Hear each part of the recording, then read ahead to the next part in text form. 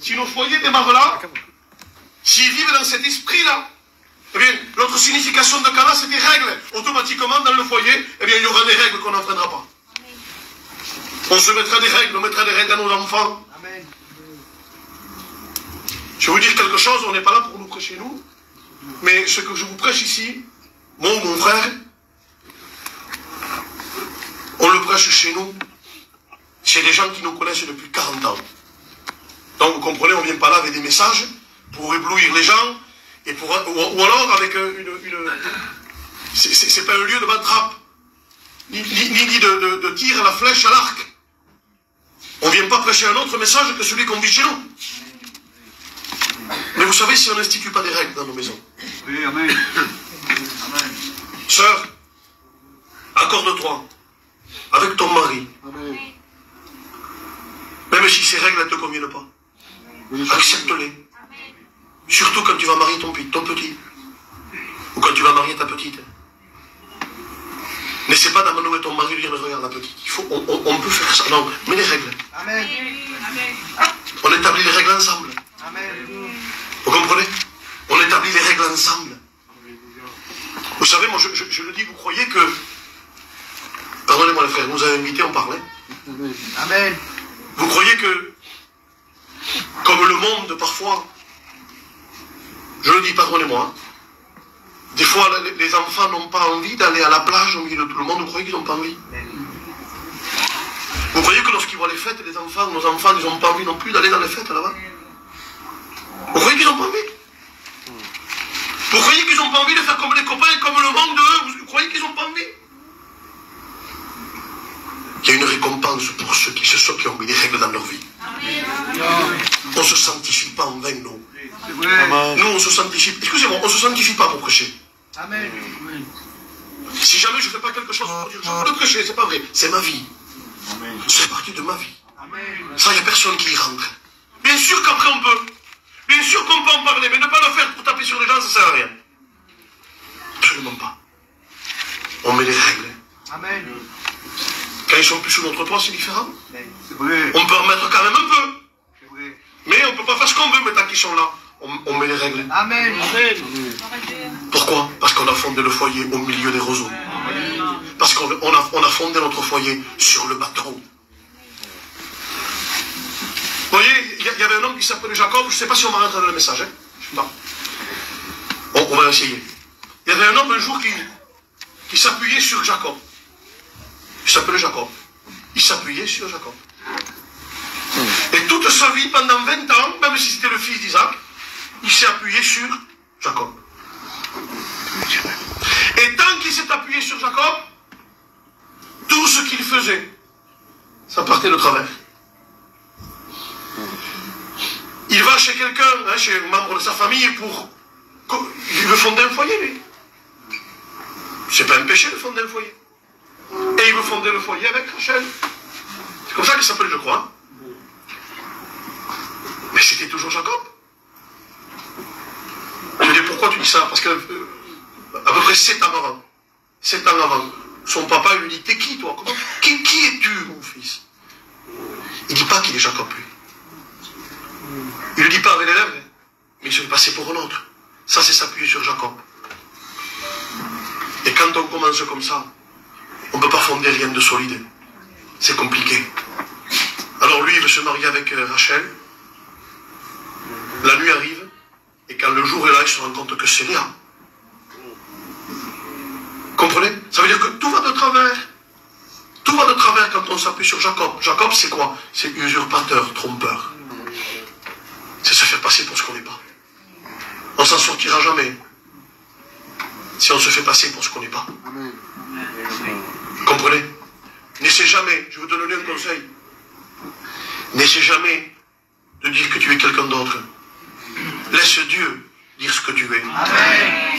Vous savez, vous avez rarement entendu dire Abraham en disant tu es mon Dieu. Mais vous voyez souvent Dieu dire je suis le Dieu d'Abraham. Quelle différence, hein? Amen. La terre peut proclamer que Dieu est son Dieu, c'est une chose. Mais quand le ciel le dit, ça veut dire que le ciel te rend témoignage à toi. je suis le Dieu d'Abraham. Il continue. Je suis le Dieu d'Isaac. Il y a un truc qui est curieux quand même, hein, c'est ce qui suit. Je suis le Dieu de Jacob. C'est le Dieu de la miséricorde. Et qui est en train de nous montrer que tous on peut changer. Amen. Alléluia. Parce qu'il est arrivé quelque chose à Jacob à un moment donné. On va revenir au bâton, hein. On est au bâton pour l'instant encore. Ce qui était pour Jacob quelque chose de, on va dire, de secondaire, quand il a eu son combat avec Dieu, est devenu le primordial. Parce qu'on se pose la question, pourquoi Moïse ne boitait pas? Pourquoi Abraham n'a pas boité? Pourquoi Isaac non plus là-bas? Pourquoi Jacob y boite, lui? C'est pas poser une question, ça paraît un petit peu curieux que Jacob boite. Mais en réalité, tant qu'il s'appuyait sur Jacob, il ne boitait pas. Mais à partir du moment où Dieu l'a fait boiter, il ne s'appuyait plus sur Jacob. Israël s'appuie sur le bâton. Amen. Et là, c'est différent. Et vous voyez jusque dans la fin de sa vie, même dans les Hébreux, à la fin, mourant, il doit bénir ses deux petits-fils, Ephraïm et Manassé. Il est frêle. Israël va prendre encore à la fin, vous le lira, c'est par la foi que Jacob, mourant, adora. Tu l'as dit, frère, appuyé sur l'extrémité de son bâton. Quand tu fondes ta vie sur la croix, quand tu fondes ta vie au milieu des roseaux de ton foyer, ça tient jusqu'au bout. Amen. Je vais aller plus loin. Ta postérité est bénie. Amen. Oui, amen. Amen. Le fruit de tes entrailles est béni. Vous savez, si on fait le calcul de la bénédiction, si je ne me trompe pas, c'est une bénédiction qu'il y a eu dans l'Exode. C'est dans l'Exode, quand Dieu va dire à Moïse, il va lui dire, l'Éternel, l'Éternel, il ne commence pas par dire, je suis saint et je vous éblouis avec des grosses potes. Immédiatement, il dit, l'âne à la colère, riche en bonté. Amen. Amen. C'est extraordinaire. C'est ça. Dieu se donne une réputation que Dieu est bon. Que Dieu est abordable. Même s'il y a des règles, mais Dieu est bon. Amen. Et c'est exactement quand il passe devant Moïse ce qu'il veut faire proclamer. Mais il va dire, qui punit jusqu'à la 3e et 4e génération. Ceux qui font le mal. Mais à un moment donné, il va dire, mais qui bénit jusqu'à la 1000e. Alors, si vous faites le calcul, la 1000e, c'est impossible. Regardez, je crois que c'est environ 50 ans une génération, je ne sais pas, 40, 60, j'en sais rien. Les frères, vous savez combien c'est une génération, je ne sais pas. 50 ans, 60 ans, alors, je ne sais pas, on va mettre comme ça. Regardez-vous, je crois. Alors, 60 multiplié par 1000, ça fait combien? 60 000 ans. On est aujourd'hui en l'an 2000, ça fait que 6 000 ans à peu près. Vous imaginez? Ça veut dire que Jésus va revenir dans 54 000 ans, vous croyez-vous? Ça veut dire que Dieu, il bénit à l'infini de ce qu'il aime. Amen. Il n'y a pas de fin. Ça ne se termine pas. Alors, on continue, sinon on ne va pas y arriver. Amen. Alors, c'est le dernier. Quand le foyer est fondé au milieu des roseaux, quand il est dans l'esprit de la croix, et quand il a formé des règles autour de lui, automatiquement, hein, la dernière signification du mot Cana, c'est balance. C'est un couple qui vit dans l'équilibre. Amen. C'est un couple qui vit dans l'équilibre. Il n'y en a pas un qui écrase l'autre. Il n'y en a pas un qui cherche à peser plus que l'autre. Il n'y en a pas un qui se fait valoir. Les frères, on a des grosses mains, nous, des fois. Les sœurs, non. Que Dieu fasse que vous compreniez ce que je suis en train de dire. Que Dieu fasse que les grosses mains qu'on a servent pour lui amener à manger à midi, plutôt que pour marquer le corps. Il y a une balance, il y a un équilibre. Parce qu'en réalité, ce que nous sommes, nous, nos enfants le seront. Si jamais on habitue nos enfants et qu'ils nous voient en train de crier sur la femme du matin au soir, je vous promets que ton fils criera sur la sienne. Et si jamais ta fille, elle te voit, qu'en réalité, elle n'arrive pas à distinguer qui est le papa et qui est la maman tellement ça crie, alors elle aussi, elle le fera. Mais un foyer qui est fondé sur la base du roseau, il y a un équilibre. C'est un couple équilibré. C'est un couple qui vit dans l'équilibre. Excusez-moi les frères, ça n'existe pas un foyer qui se tape les uns sur les autres. Excusez-moi, mais ça n'existe pas ça. Chez les païens, oui, mais pas chez nous. c'est pas une erreur d'avoir mis une plaque à sa femme. Hein. C'est une très grosse erreur. Il y a d'autres façons de se faire respecter. Amen. Amen. Il y a d'autres façons de se faire aimer. Dieu aurait pu se faire craindre. Il aurait pu se faire craindre. Il aurait pu envoyer sa sainteté, on était consumé en un instant. Mais Dieu a préféré envoyer son cœur. Nul ne peut voir ma face et vivre, donc Dieu ne pouvait pas descendre. Alors en lui-même, il y avait le plan divin qu'il a envoyé sur la terre, c'était son Fils. Et quand le Fils vient parler de ce que le ciel ressent envers toi, envers ton foyer, il va dire, Dieu il t'a tant aimé, qu'il a donné son Fils unique. On va un peu plus loin. Alors, il lui dénonce à Cana, et Jésus fut invité aux noces avec ses disciples, et que Dieu soit loué de ce que là, dans cet exemple-là, hein, on revient un peu, si vous voulez, on recommence un peu à zéro, mais en l'occurrence, ce foyer-là, ils ont eu la bonne idée d'inviter, on aurait pu dire Jésus c'était suffisant, mais il dit Jésus et les disciples. Ça veut dire qu'en réalité, quelqu'un qui a invité les disciples dans son foyer, qu'est-ce qui est aujourd'hui, qu'est-ce qui peut nous représenter Jésus et les disciples sur terre? Est-ce qu'il y a quelque chose de matériel qui représenterait Jésus et les disciples sur terre? Enfin, moi je ne vois pas autre chose que ce livre. Là vous avez Jésus, et dedans vous avez Jean, vous avez Pierre, vous avez Matthieu, vous avez les disciples, hein, n'est-ce pas? Avec tout ce qu'ils ont laissé, parce que c'est facile de dire Pierre, non, non, non, on va regarder plutôt ce qu'ils ont enseigné. C'est ça qu'il faut laisser rentrer à l'intérieur. Vous comprenez? Il faut laisser rentrer ce qui est écrit là. Donc ça veut dire que si tu as invité Jean, tu as invité tout ce qui est écrit dans Jean. Et si tu as invité Pierre, croyez-moi, là, il y aurait une cinquantaine de réunions à faire avec ça. Si tu as invité Pierre, eh bien, tu regardes avec ta femme l'épître de Pierre, tu le lis, tu dis, Seigneur, on a invité tout ça dans le mariage. Ça veut dire qu'il faut que notre foyer soit conforme à ce qu'il dit Pierre. Il a invité Matthieu aussi. Eh bien, tu regardes ce qui est écrit dans Matthieu et tu dis, Seigneur, tu nous as... Donc, là, après, il n'y aura plus de soucis. Quand il va y avoir un événement assez important, parce que nous, je ne sais pas si vous en avez vous, il y en a partout, hein, aujourd'hui, par rapport aux nouvelles choses qui sont sorties sur les mariages, c'est devenu un petit peu compliqué, partout. Hein, un peu compliqué, parce que, malheureusement, on croit que... Voilà. Hein. Avant d'avoir le problème, le jour du mariage, inculquons à nos enfants des années avant la façon de se comporter dans le mariage. Amen. Si tu le fais avant, tu n'as pas besoin de le faire 2 jours avant. Si tu le fais 5 ans, 8 ans avant, que tu leur montres, arrivera un moment où c'est que ton fils il dira, pour toi papa. Je ne sais pas si vous comprenez. Amen. Mais si le papa il danse à tous les mariages, comment voulez-vous que le fils il met au mien aussi? Pardonnez-moi les anciens ici. Mais si la maman elle s'habille avec autant de tissus que de feuilles avait Ève. Hein, il n'y a pas beaucoup de feuilles sur elle. Si elle a autant de tissus que ça, alors la fille elle s'habillera comme elle. Mais ce sera pas mal parce que c'est nous qu'on l'aura inculqué. Mais si on met des règles, alors on s'évite plein de problèmes. Parce qu'aujourd'hui nous les prédicateurs on a des problèmes. Non plus avec les païens. On vit du temps de l'autre, on n'a pas de problème avec les païens. Parce que les païens, on sait comment ils se comportent. Mais notre problème à nous, c'est que les chrétiens veulent faire rentrer leurs règles ici, dans ce lieu.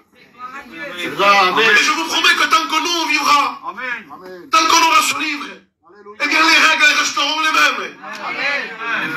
On n'en veut pas d'autres. Il n'y a pas de réussite d'un foyer. Même si on est gentil, même si on est bon, la règle, c'est lui qui la met. Amen. Je vais vous dire une chose, je bénis Dieu de ce que certainement vous avez eu aussi. Hein, moi je ne suis pas là que pour vanter ma région. Parce que la Bible, elle est internationale. Amen. Pour celui qui veut la suivre.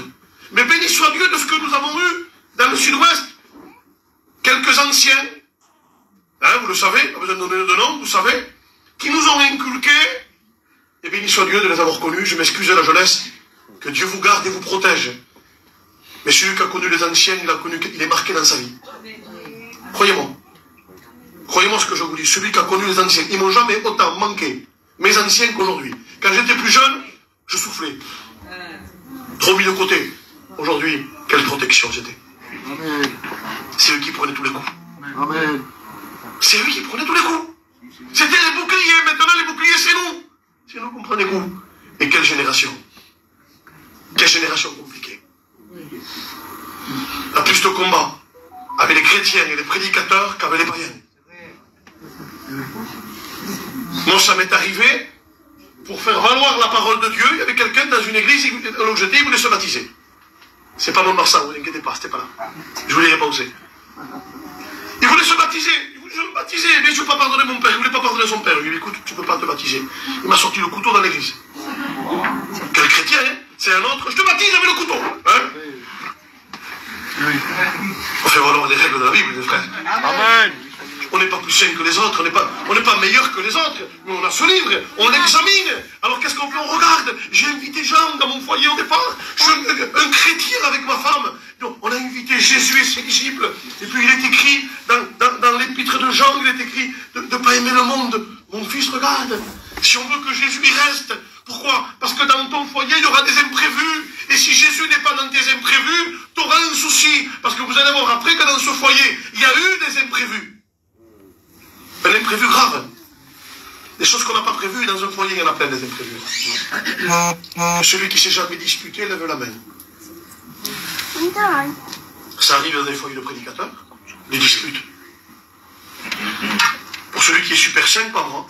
Je suis comme vous. Je ne suis pas plus que vous. Mais il y a une règle, Amen. il y a une balance, il y a un langage, il y a une façon de faire. Je ne sais pas si vous comprenez. Et surtout, il y a Jésus. Amen. Amen. Vous savez qu'il y a parfois, alors là par contre je vous fais un petit peu sourire, mais vous allez comprendre. Vous savez qu'il y a des petites choses, des petites disputes qui sont permises par Dieu parfois. Je vous en raconte une. Ça ne me concerne pas, c'est pas moi. Voilà, je peux parler. Il y a très longtemps de ça, il y a un foyer, ils se disputent. Et vous allez voir à quel point, bien sûr, une dispute classique, normale, hein. Et la preuve, aujourd'hui, ils sont toujours ensemble, peut-être 55 ans après. Donc ça va, ça tient, hein. Et je vous promets que Dieu est dans ce foyer. Je vous promets. Et vous allez voir, quand Dieu conduit, en vous faisant sourire, Dieu conduit même les disputes. Dieu, comment ça? Dieu conduit tout. Dieu est avec moi dans mes erreurs. Parce que je ne reste pas dans mes erreurs. Amen. Amen.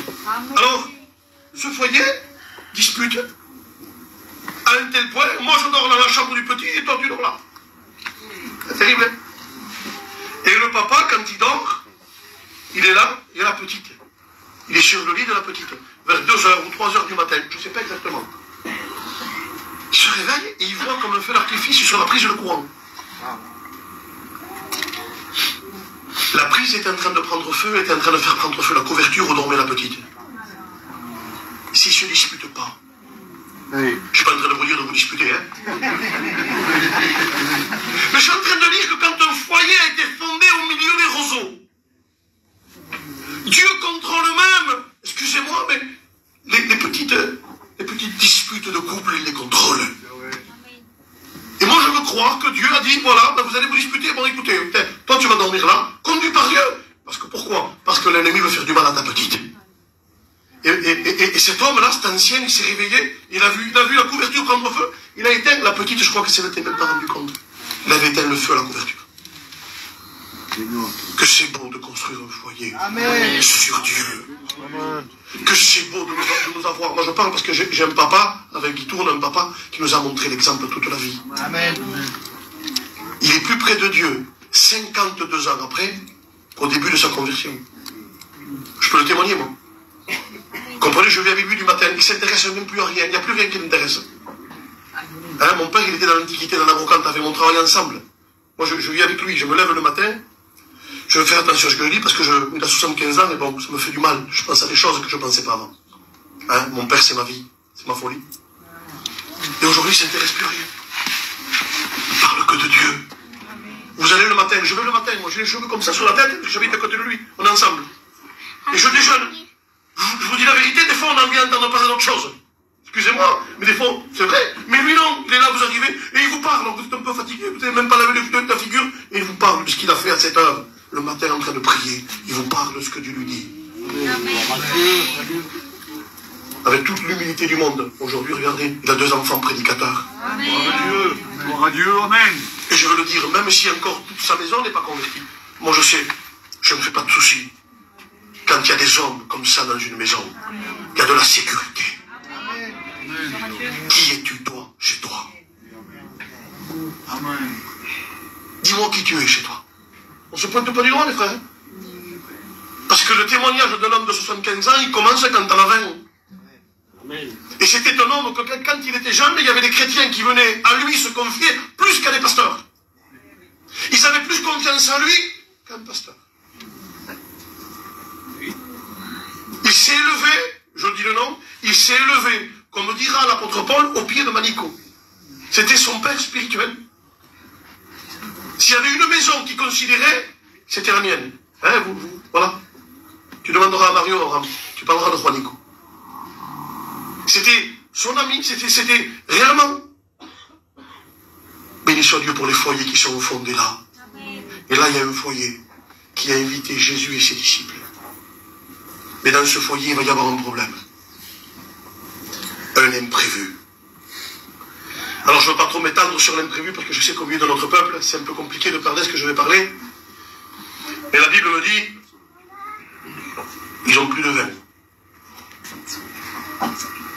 Et je sais